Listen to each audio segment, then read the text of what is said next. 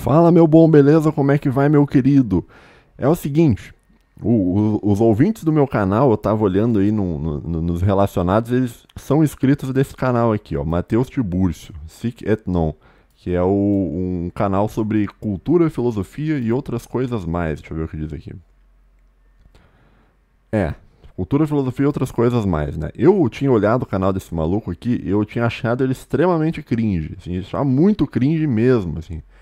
E Mas é porque eu tenho um preconceito meio estético com as pessoas, né? Então, eu olhei esse cara e falei, não, esse cara é um beta, pelo amor de Deus, né, cara? Mas os ouvintes são inscritos desse canal e eles acham o canal desse cara interessante, né?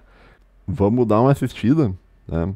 Já acho estranho aqui já pra dizer que ele tem 10 mil inscritos e os vídeos deles ficam em 1000 visualizações. Ô, Matheus Tiburcio, daqui a pouco eu vou passar você, hein? Tô com menos inscritos, mas meus vídeos tem bastante view. Vamos. Um inscrito tinha me pedido pra ver o que ele fala sobre a Marilena Chauí, mas depois eu quero ver o que ele falou do Newman também. Então vamos assistindo aí, cara. Sem mais enrolação, vamos lá. Lembrando, se inscreva no canal e dê uma curtida. 3, 2, 1, foi. Senhoras e senhores, Matheus de Bursa. Tarde, amigos. Aqui os falo Matheus Tiburcio do canal Sic et Non. Hoje celebramos a Paixão do Senhor, né? Eu queria que todos vocês, né, chamar todos vocês a irem nas suas cidades, né, a celebração da Paixão do Senhor, que ocorre em regra às 4 horas da tarde. Cara, só fazer um parênteses aqui, cara, não é criticar pra botar o cara pra baixo, assim, mas o quando você for gravar um vídeo, assim, cara, você tem que pelo menos tentar centralizar o teu rosto na câmera, tá? Então, assim, ele tá gravando, a câmera não tá centralizada nele e o queixo dele tá, praticamente não aparece no vídeo. Né? Ocorre em regra às 4 horas da tarde, envolve aí algumas... o horário preciso, ele envolve certas questões astronômicas, né? São Agora ele tá mais ou menos centralizado, né? Algo assim um pouco, digamos assim, um pouco arcano para se tratar aqui, mas hoje é a celebração da Paixão do Senhor e é o único dia do ano onde não acontece missa, né? Não acontece missa esse dia do ano. Bem, amanhã é Páscoa, né? Amanhã celebra a ressurreição de Cristo.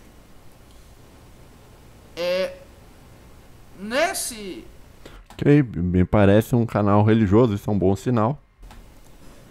Nesse dia, né, o vídeo de hoje será um vídeo um pouco mais formal, um vídeo mais de análise, menos descontraído.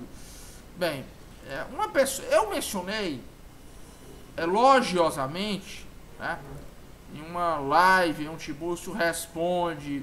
Eu acho que foi no último Tiburcio Responde, né? Foi no último Tiburcio Responde, eu elogiei, no caso, o livro da Marilena Chauí sobre os mitos fundadores, né? O livro da Marilena Chauí, Mito Fundador e Sociedade Autoritária, né? Eu não, particularmente, eu não conheço esse livro. Eu conheço aquele Convite à Filosofia, porque eu estudei um pouco desse livro quando eu estava na graduação.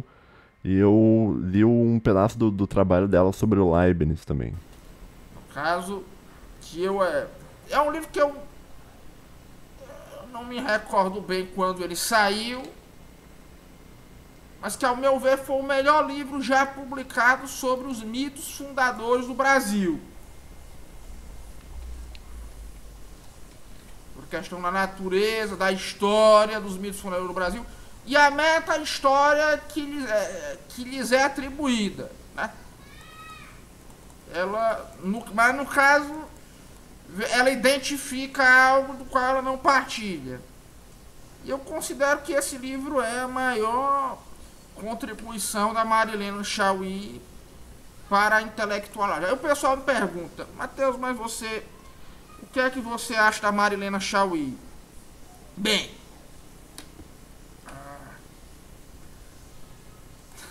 antes de responder essa pergunta, queria chamar todos vocês a serem membros do canal e fazerem os nossos cursos, né? No nível 1 e a entrar no nível 2, deixa vocês entrarem no chat interno do Sic et Non. Vamos lá. Marilena Chauí. Se inscrevam, pessoal. o suspense cresce. Apoiem as pessoas que vocês gostam. Existe uma coisa que é pouco lembrada quando se fala da Marilena Chaui, geralmente mal, né? Tem que falar mal dela mesmo. Que a Marilena Chaui, ela só começou, ela ficou famosa. A fama da Marilena Chaui é anterior à sua obra. A Marilena Chaui ficou famosa antes de ter publicado. Olha que eu falei de centralizar a câmera. Ô, Matheus, tu tá vendo isso aqui, cara? Arruma a câmera, cara, pra ficar centralizada no teu rosto. Ou pelo menos que não precisa ser bem centralizada, mas que pelo menos apareça o teu rosto inteiro, né?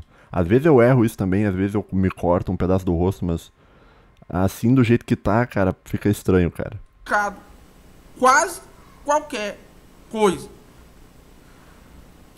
Antes de ter publicado quase qualquer coisa, ela já era uma professora, acho que naquela terminologia estranha, naquela gradação estranha de ascensão funcional do magistério superior paulista, que se chama de professora doutora. Acho que antes de ser doutora, ela já era professora, no caso. Ela, não sei como foi que ela conseguiu. É que naquela época, tu não precisava nem de mestrado para ser professor universitário. Só com graduação, cara, você já conseguia entrar para dar aula em universidade. Hoje em dia, cara, o doutorado é o mínimo, entendeu? Você tem que ter o doutorado completo para quem sabe conseguir disputar uma vaga para tu entrar numa universidade. Mas naquela época, como tinha muito menos gente formada, o mercado era muito menos saturado, você conseguia, só com um diploma de graduação, você já conseguia dar aula. Então talvez ela nem mestrado tivesse quando começou a dar aula, né? Mas eram outros tempos, né? Onde existiu um mundo em crescimento, onde existiam mais oportunidades e tal. Isso nos concursos da época, no sistema, né? Mas ela já era doutora, já era professora. Antes mesmo de ser doutora, já era professora, na verdade. Eu nem sei explicar muito bem como era essa hierarquia. Eu acho que ela entrou já como professora assistente. Isso ocorreu antes que a Marilena Chaui tivesse publicado quase qualquer coisa. Certo? E de fato, até mais ou menos os 40 anos de idade, ela não tinha ainda publicado nada.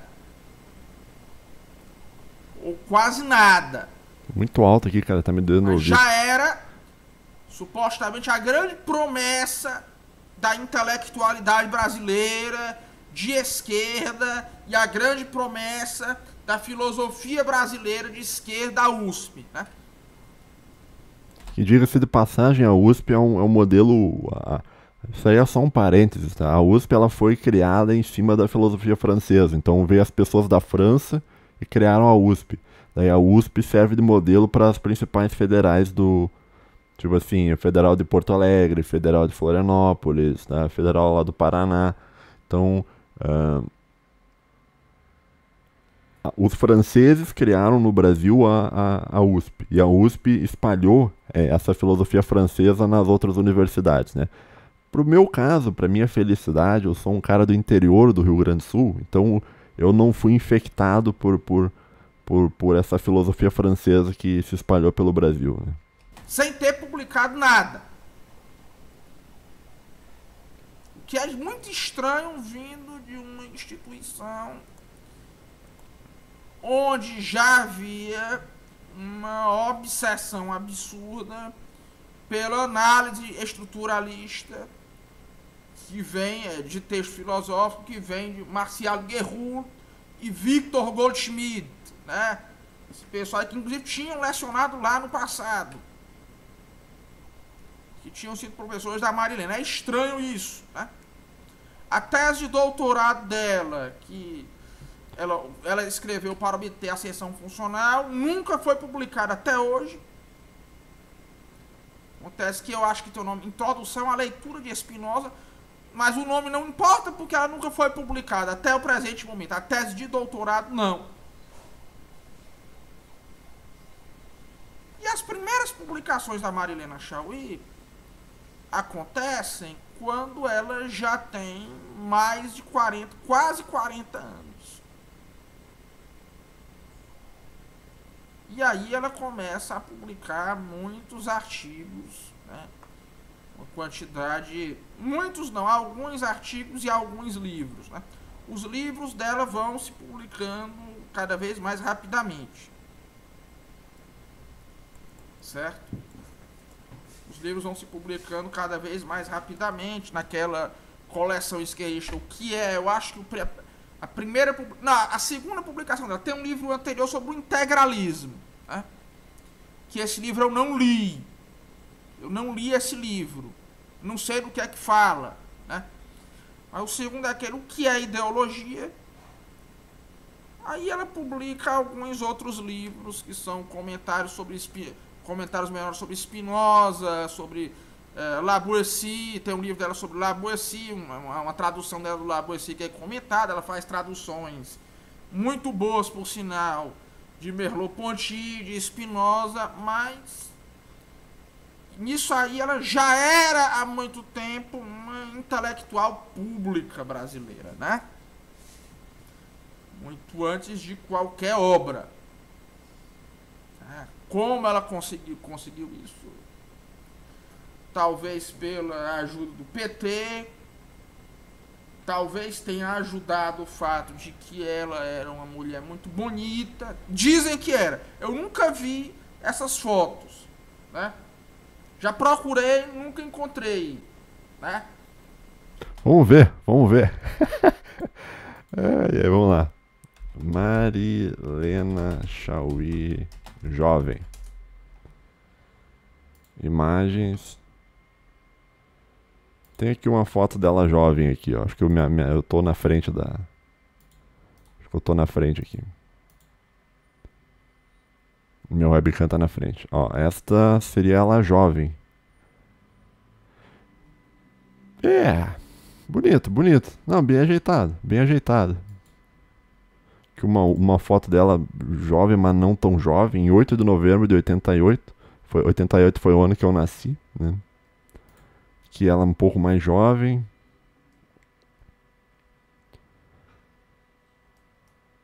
Eu não sei, cara. Sei lá, cara. Nossa, olha essa foto aqui, ó. Marxilena Chaui, artigo da Deciclopédia, né? Mas enfim, né? Tá aí uma foto da Marilena Chaui mais nova. Vamos seguir o vídeo aqui. E assim, o brasileiro, quando ele vê uma pessoa ter uma aparência assim, o brasileiro ele julga as pessoas pela aparência. É verdade, é verdade. Isso é a real, essa é a Black Pill, cara. O brasileiro, ele é tipo o povo mais luquista que existe, né? Eu inclusive, né? Eu olhei pra esse cara e falei, não, esse cara é um beta, pelo amor de Deus, cara. E tá errado no fim das contas, né? Porque assim, você deveria julgar a pessoa pelo que a pessoa é, não pela estética, mas pela ética, né? Não pela beleza, mas pela alma, né? Então, nós vamos seguir aqui. Por exemplo, o povo acredita que o Ciro Gomes é um intelectual, por quê? Porque ele é um sujeito careca, de meia idade, faz todo aquele estereótipo, né? Só faltam os óculos, né? Só faltam os óculos. Sempre aquele paletó muito bem cortado, só faltam os óculos. Mas o Geraldo Alckmin, esse preenche o estereótipo completo. Então todo mundo acha que ele é inteligente, acha que ele é economista, acha que ele entende de tudo. Só por causa desse estereótipo, só porque ele preenche aquele estereótipo, nos termos do Lippmann, né, do Walter Lippmann. Mas assim, agora tem outra coisa muito estranha na Marilena Chaui, que é o seguinte, ela controlava a USP, o departamento de filosofia da USP, já antes do doutorado. E é curioso o seguinte,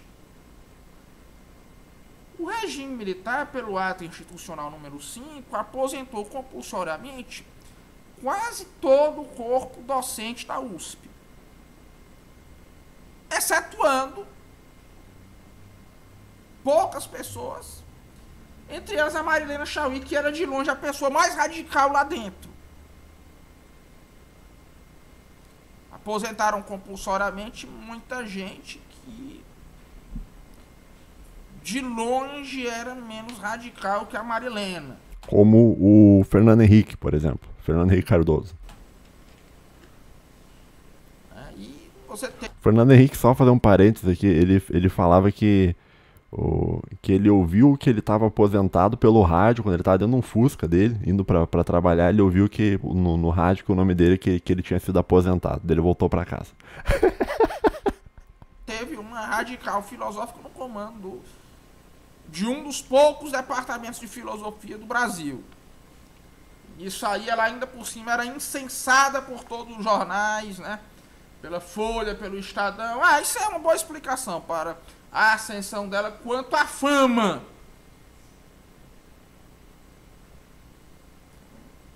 O fato de ela sempre ter sido uma queridinha do jornalismo paulista, né? Desse jornal Mais, né? Da Folha de São Paulo, que tinha o caderno Mais, né? Que o Bruno Tolentino chamava de Mamais, né? Mas, curiosamente, ela também não foi perseguida pela ditadura militar. Mamais. Então você tinha uma pessoa que aos 40 anos era um dos intelectuais mais famosos. Ela era uma das intelectuais mais famosas do Brasil, sem nunca ter publicado quase nada, né? Aí, quando saiu aquele livro Cultura e Democracia, uns 10 anos depois, o Zé Guilherme Melchior ele apontou que ali havia um plágio da obra do Claude Lefort. Ah, sim, eu ouvi falar dessa história. Ela publicou um livro e daí parece que ela foi acusada que estavam plagiando um cara, que era um francês, mas parece que ela teve um romance com o francês, parece que daí ela disse que as ideias meio se misturaram e tal. Eu não sei bem como é que foi isso, mas eu lembro desse boato, que ela foi acusada de plágio, né? Que é uma coisa assim que até mesmo as pessoas que defenderam a Marilena naquela época hoje admitem que houve plágio. O Roberto Romano, que foi o grande defensor dela, admitiu pouco antes de morrer. Não, sim, de fato houve plágio ali. Ou seja, e nisso ela fazia uma promessa, né, de que a maior opus dela seria a publicação de A Nervura do Real, né? A Nervura do Real, que teria sido uma tese de livre docência da Marilena Chaui. Sobre Spinoza. Seria uma explicação geral sobre Spinoza, né? Muito curioso isso, porque, salvo engano, foi publicado em 1999 apenas. É muito curioso porque ela era uma comentarista famosa de Spinoza no Brasil, a autoridade famosa de Spinoza no Brasil, sem ter publicado até quase os 50 anos nada sobre Spinoza.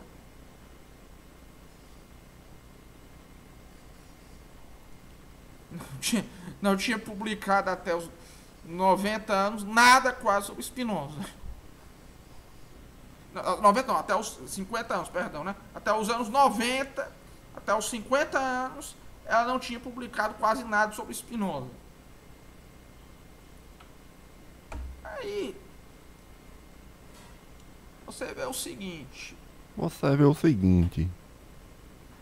Os comentários de Spinoza na Marilena Chaui que foram publicados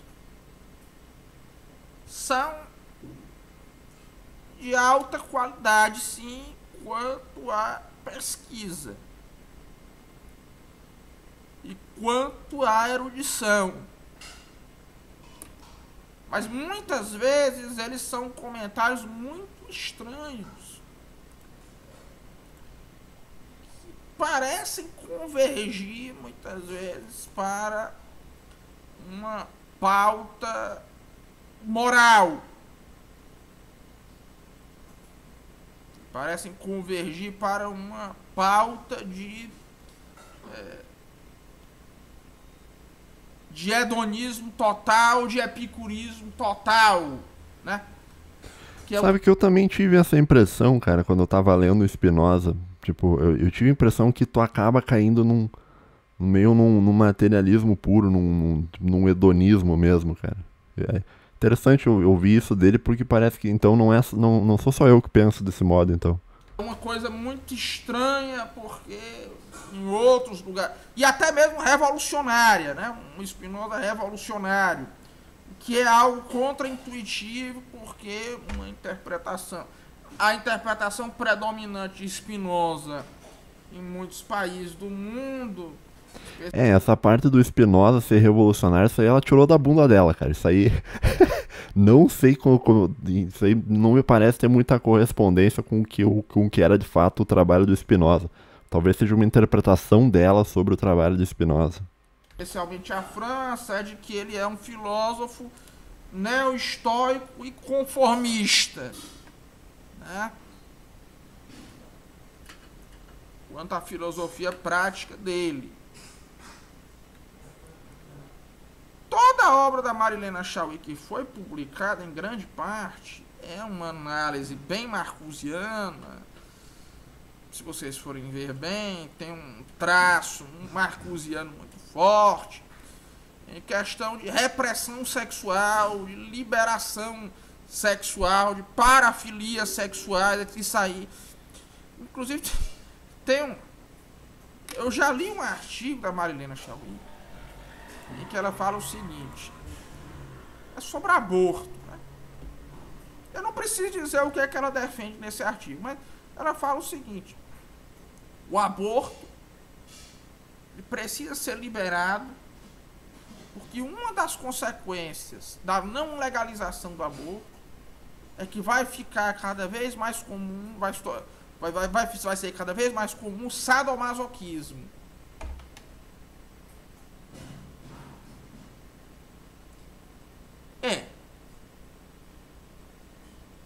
São coisas sem sentido que as pessoas demoraram a perceber. E que hoje elas até já percebem, mas têm medo de apontar, porque nesse processo de domínio da USP. E como a USP, além de ter o apoio incondicional da Folha de São Paulo, dos jornais de São Paulo, que tinham o domínio inconteste da avaliação cultural brasileira, principalmente depois do fim dos jornais do Rio de Janeiro, pela ditadura militar, que também é muito estranho a ditadura militar ter perseguido os jornais do Rio de Janeiro, que eram muito mais conservadores e católicos que os de São Paulo. E como o jornalismo sempre foi o centro da intelectualidade brasileira, sempre foi o veículo primário da intelectualidade brasileira, muito mais do que a academia, e a Marilena Chauí estava lá no jornalismo, ela tinha ali o domínio, ela era, digamos assim, que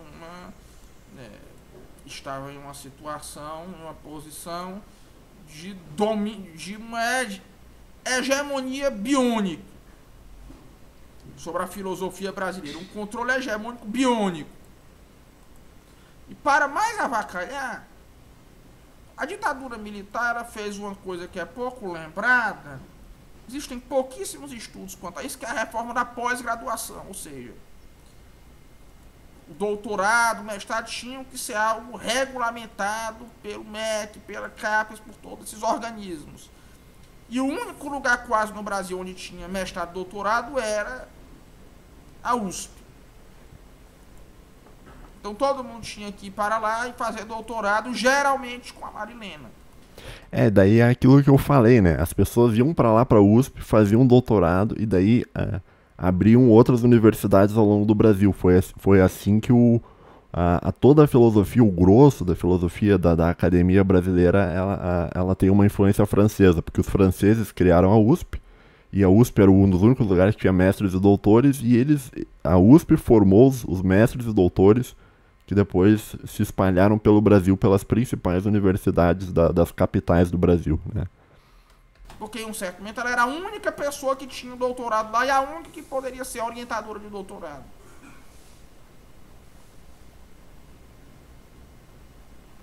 Agora, a chave hermenêutica para toda essa confusão aí da Marilena Chauí que envolve nesse meu plágio, envolve especulações muito confusas de natureza sexual, ela mesma explica que viu em uma aula de Lívio Teixeira. Lívio Teixeira era um sujeito do início da USP, né? Que ele era um especialista em Descartes, por sinal talvez fosse um dos melhores comentaristas de texto filosófico dessa tradição estruturalista da USP, né? Ele falou lá que a filosofia de Spinoza era uma filosofia que eliminava completamente a culpa. E nisso aí é que ela disse: ah, isso aí foi a solução de todos os meus problemas. Ou seja,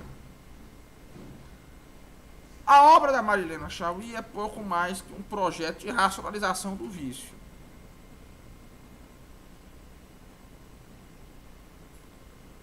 Que evoca áreas de erudição por referência a Spinoza, referências ao existencialismo francês, ao Merleau-Ponty, mas é pouco mais do que isso, racionalização do vício. Se você entender isso,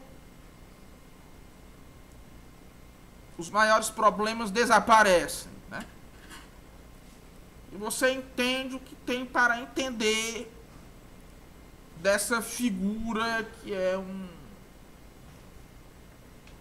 figura um tanto tragicômica na intelectualidade brasileira, com seus discursos muito toscos, né? Com aquela, ela foi quem imortalizou no Brasil e fez com que no Brasil, né, a filosofia brasileira fosse por muito tempo, em grande parte do país, uma repristinação de certas tendências desviadas da filosofia francesa. E ela está aí até hoje, né? Avacalhando de vez a situação, avacalhando de vez toda a história intelectual do nosso país. Graças a ela, os departamentos de filosofia no Brasil, em grande parte, isso já está mudando, mas eles são vinculados a um modelo completamente falido, tirado de uma academia francesa obsoleta, que é até muito difícil de explicar para um acadêmico estrangeiro. Pois é fundamentalmente isso. Um forte abraço a todos e até logo. É isso aí, cara. Eu acho que em certa medida ele tá correto, cara. E eu vejo assim que eu dei muita sorte, cara, eu sou um filósofo, um doutor e tal, mas eu dei muita sorte de ter feito toda a minha graduação no interior do Rio Grande do Sul. Então, tipo, não chegou até aqui no interior do Rio Grande do Sul essas loucuras da filosofia francesa que os caras estudam nas capitais, né? Então, talvez por isso eu seja diferente, né? Talvez se eu tivesse estudado na USP, eu seria um cara meio assim, meio nesse estilo, assim, né? De ter um foco muito grande, filosofia francesa e tal. Vamos dar uma olhada em mais um vídeo, cara, só pra encerrar aqui. Eu queria dar uma olhada nesse aqui que ele lançou, 47 minutos sobre o Newman. É rapidinho, cara, 11 minutos, vamos lá. 3, 2, 1, foi. Boa tarde, amigos, aqui eu falo Matheus Chibus do canal Siqueton, né? Boa tarde. Olha, pessoal, sempre me pede pra comentar as coisas do Newman, né? E é o seguinte... você vê que o Newman é um sujeito que... aqui o povo leva a sério demais. O povo sempre levou desproporcionalmente a sério as coisas que esse cara aí fala. Tá muito alto, parece, tá me doendo o ouvido. Acho que a voz dele é muito aguda. Deixaram ele pautar à direita 3 vezes. Ele colocou em... Ele, junto com o Jason Rosa, colocaram em curso no Brasil esse negócio de Agenda 2030 da ONU. Eu acho que é 2030. Eu acho que é 2030. Que é um negócio que, assim, só no Brasil se fala porque é só um documento burocrático. não é nada muito mais que isso, né? Claro que é uma coisa que você vindo da ONU, você sempre tem que ficar preocupado. Mas não é uma ameaça tão grande quanto esse povo quer dizer, né? Do mesmo modo, foi ele também quem colocou em pauta esse negócio de PSYOP, que tudo é PSYOP, né? O que muitas vezes até existe, mas os casos que ele usou são esdrúxulos. Por exemplo, manifestações bolsonaristas com a desorganização que tem são PSYOPs similares a Euromaidan, esse tipo de coisa, que tiveram uma estrutura gigantesca. No caso, isso aí eu tenho uma crítica a isso também, que é o negócio da guerra híbrida, né? Todo mundo, qualquer manifestação, assim, os caras loucos, tem sempre os loucos da guerra híbrida, né? Qualquer coisa é guerra híbrida é psyops. Não, às vezes não, cara. Às vezes realmente as pessoas estão putas da vida com alguma coisa, cara.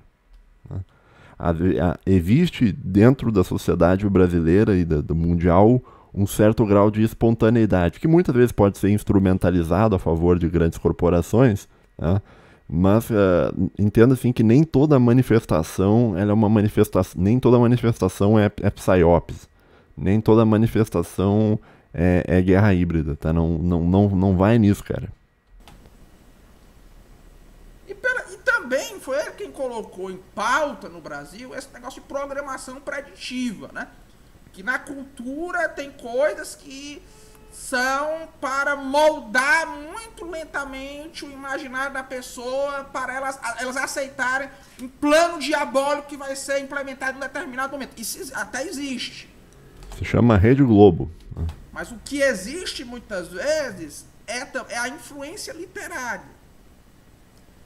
E isso o Michael Jones nota muito bem. Isso o Michael Jones nota muito bem. Né? É uma coisa que o Michael Jones nota assim brilhantemente. Por exemplo, a publicação dos textos dos Illuminati influenciaram muitos copycats pelo mundo. Influenciaram muita gente pelo mundo querendo emular os Illuminati. E nisso, algumas dessas pessoas influenciadas, como é o caso do Percy Shelley, de tantos outros, vão formando cadeias causais entre si que perpetuam essas influências. Que muitas vezes são influências literárias ou influências da cultura. Acontece também isso, né? Por exemplo, em grande parte, se vocês forem ver bem, o projeto globalista é um projeto no qual talvez a ficção científica seja mais importante como influência do que a filosofia. Sim, principalmente, né, quando a gente fala com relação àquelas ideias transhumanistas, né? Se você for ver bem, vários dos grandes arquitetos desse programa globalista eram, inclusive, escritores de ficção científica. Como era o caso do Herbert George Wells. Né? Você não tinha, assim, tanta... o projeto globalista não tem articulações teóricas tão refinadas, né?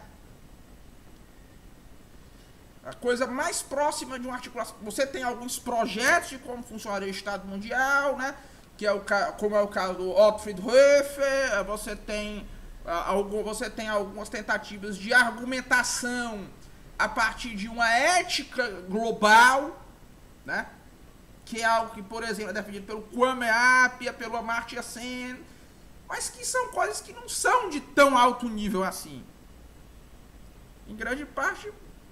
O globalismo, a grande influência dele enquanto projeto político, uma delas é a ficção científica. Ou seja, a influência literária tem um papel que muitas vezes é muito mais forte que essa programação preditiva. Agora, tem vezes que o Newman até acerta. Por exemplo, todo mundo me pediu para ele comentar uma coisa que ele fala, né? Que ele falando o seguinte, que curiosamente isso veio depois de um enfim, não vem ao caso, mas enfim, ele comenta em relação aos católicos que criam uma persona religiosa, enquanto incapazes de, digamos assim, confrontar os problemas morais do seu meio. O Newman falou isso. Exatamente isso. Isso é verdade. Agora, ele vai dizer que com isso, eles são de uma espiritualidade inferior ao neopaganismo muito bizarro que ele defende. Que, na verdade, esse neopaganismo que ele defende é uma coisa que, com perdão da palavra, o que você menos tem nisso aí é espiritualidade. O que será que o Newman defende, cara? Eu não acompanho o canal do Newman faz tempo. Será que ele tá naquelas vibe neopagã meio perennialista? Pô, meio estilo meio Júlio Zévola, essas paradas? Não sei.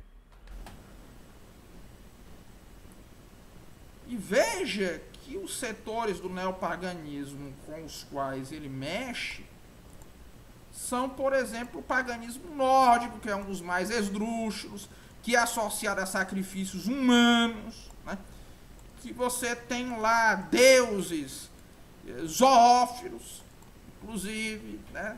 Tem o Loki, que teve relações sexuais com um cavalo, né? Que são panteões que não têm muita, digamos assim, nenhuma tradição espiritual que tenha persistido. Cara, eu não vou falar nada porque eu não sei o que o Newman tá defendendo, cara. Que não tinham espiritualidade eu tô assim, líquida, de jeito nenhum. E nem que tenha persistido, nem que não. Né? Aliás, e muito que se sabe desse panteão, e dessas espiritualidades, dessa mitologia pagã, é o que foi escrito pelos próprios padres católicos. Ou seja, você não tem acesso a uma forma pura de sair para você querer saber o que era. E o que você tem mostra que era um negócio ruim. Que em muitos âmbitos tinha sacrifícios humanos, né? Que tinha todo esse tipo de coisa. Mesma coisa, o paganismo celta, né? Que essas bruxinhas da Wicca, de que elas tanto gostam. Isso aí, o paganismo celta, em primeiro lugar, foi quase que totalmente extinto já pelos humanos. Exato. Portanto, você sabe muito pouco dele. O pouco que se sabe foi escrito também por padres católicos. E, em grande parte, o que se sabe de mais claro é que eram paganismos que envolviam sacrifício humano. Como é que existe uma espiritualidade superior, pessoal, em um negócio, uma manifestação que tinha até sacrifício humano? Não tem como. Não tem como.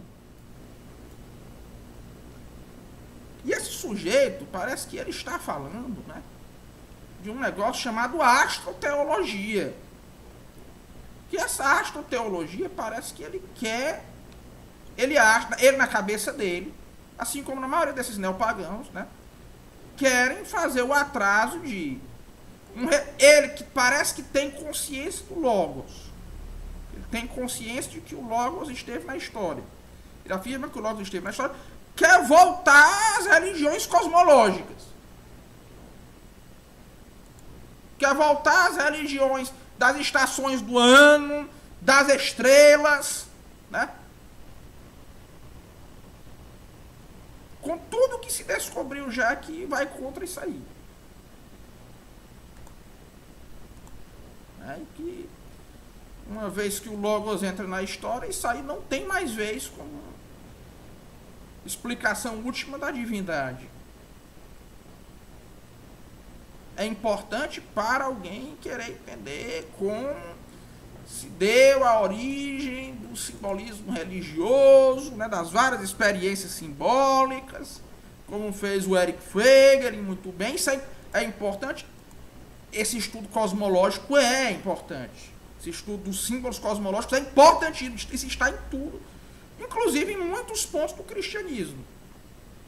Agora, ele quer dizer que isso aí é o fundamento da teologia. Que isso aí deve ser o fundamento da teologia. Aí não dá, meu amigo. Aí não dá. Aí não dá. Tem as coisas que não tem condição. O sujeito quer voltar para antes de Aristóteles.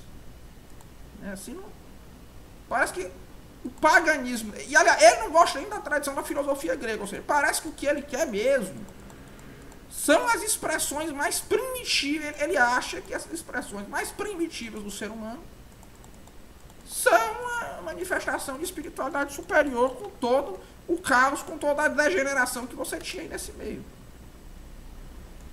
Assim é brincadeira.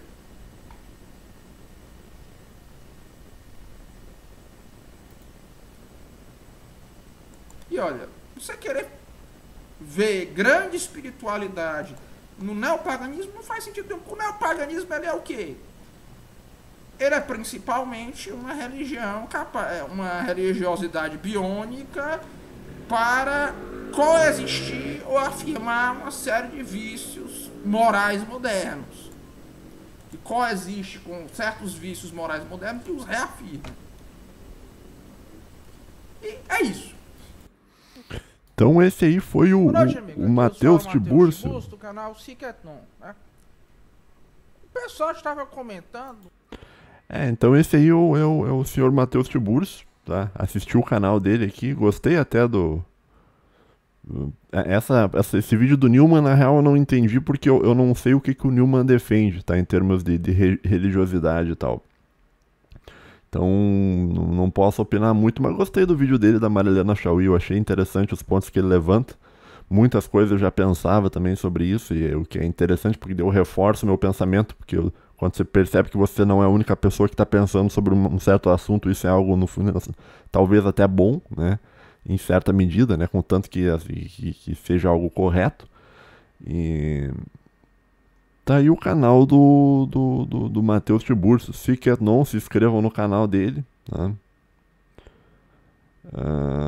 O Judeu Ateu e os Influencers Otakus. Não vou levar esse vídeo. O Rafux, conheço o Rafux, conheço não pessoalmente, né? Mas conheço o canal dele também. E é isso aí, cara. Um vídeo sobre o Vladimir Nabokov. O O em russo é Nabokov. O O é mais fechado, né? Nabokov, algo assim. Newman, parece que ele tem uma treta com Newman.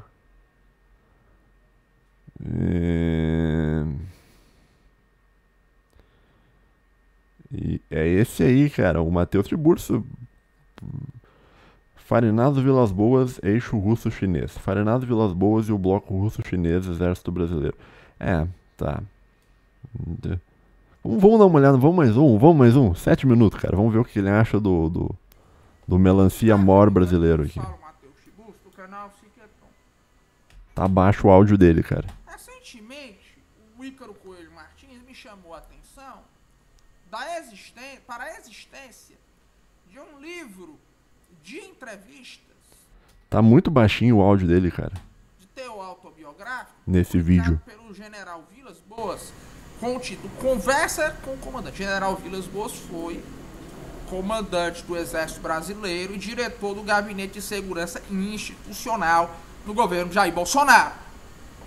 Esse livro tem aquele formato de livro de entrevistas de teor muito autobiográfico, de elucidação do currículo vitae de alguém, que é muito típico da França, da academia francesa, da burocracia francesa, dos setores da academia ligados à França, da academia e da burocracia no geral, né?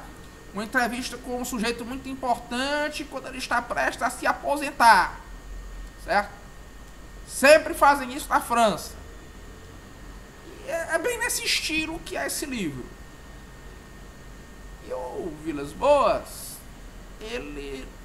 Nesse livro existe uma curiosidade. Ele se revela um completo admirador do projeto político chinês. E um admirador e um aliado incondicional do projeto político chinês. Existe uma passagem do livro, ele foi adito militar na China, em que ele se refere. No ano em que eu cheguei, tinha acontecido o incidente de Tiananmen, ou seja, o massacre da Praça da Paz Celestial. Ele aposentado. sem ter o que perder, fala que isso aí foi um incidente. Tem necessidade desse eufemismo. E louva um regime, um dos regimes que cometeu atos mais bárbaros, como esse caso, que foi televisionado e que pode ser visto na internet por qualquer pessoa. Ainda assim, é um regime que deve ser admirado e que não deve ser criticado e que deve ser louvado. Certo? Vejam. Com esse episódio, Vilas Boas era o chefão do Exército, comandante do Exército Brasileiro e depois diretor do Gabinete de Segurança Institucional. E com os relatos que nós vimos de que muitos membros militares do governo Bolsonaro foram hostis a uma sabotagem de grupos comunistas da América Latina. Também muitas outras coisas, certo? Essa adesão de militares de baixas e médias patentes abertamente ao plano russo-chinês, como é o caso do comandante Robinson Farinaso, né? Que é abertamente pró-Rússia. Ele já se declara abertamente favorável à Rússia. Não, na verdade ele não é abertamente pró-Rússia, ele é pró-Rússia, só que ele é, tipo assim, ele diz que ele é pró-Brasil, né? Mas ele, tipo, e critica só os Estados Unidos e não critica a Rússia. Então, tipo assim, ele é pró-Rússia, mas ele é pró-Rússia indiretamente, né? Que faz parte da estratégia dele para angariar pessoas, né? Porque defender publicamente a Rússia é difícil, né?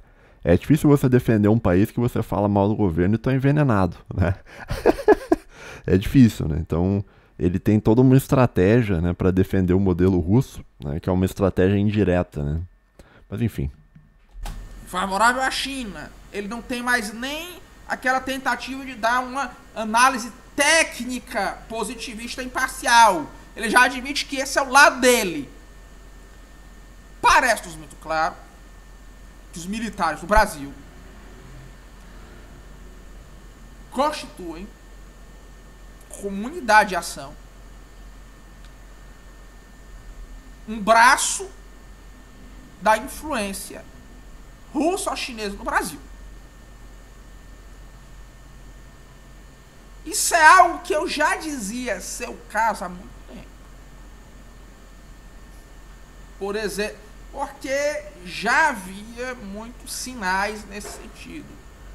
Por exemplo, o governo brasileiro era um dos regimes que tinha, dos regimes ditatoriais da América Latina, um dos regimes ditatoriais de direita, que tinha melhores relações e melhor cooperação com a União Soviética, né? Ele foi um regime, né, que também apoiou coisas como aquilo que aconteceu em Angola, né? Aquela intervenção cubana em Angola. Ele muitas vezes foi um regime que se mostrou em sabotagem na ação anticomunista em outros lugares, em alguns momentos apoiou a Argentina, em outros momentos sabotou também a Argentina, o que é uma coisa estranha, né? Ele tem práticas desenvolvimentistas, tinha práticas desenvolvimentistas que eram muito similares às empregadas por países socialistas. Mas agora, eu acredito que nós temos provas definitivas de que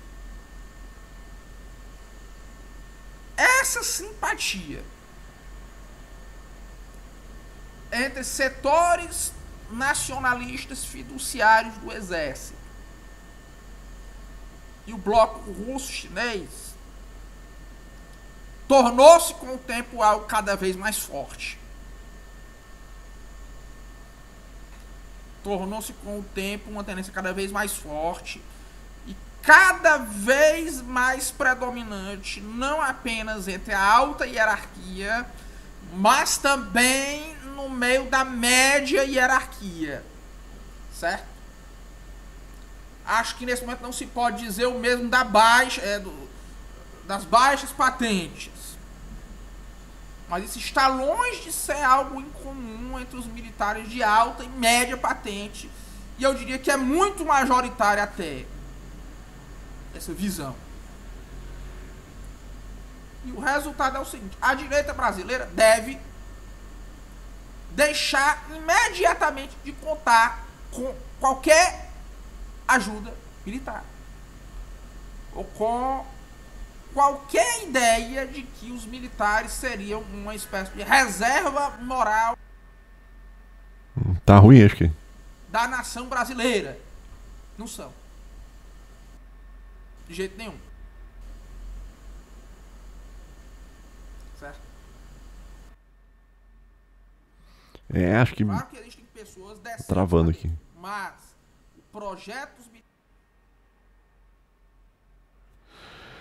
É, bom, travou aqui então, pessoal. Então. Está muito distante do projeto da direita.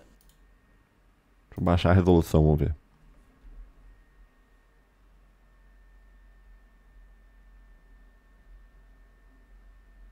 É, isso aí então.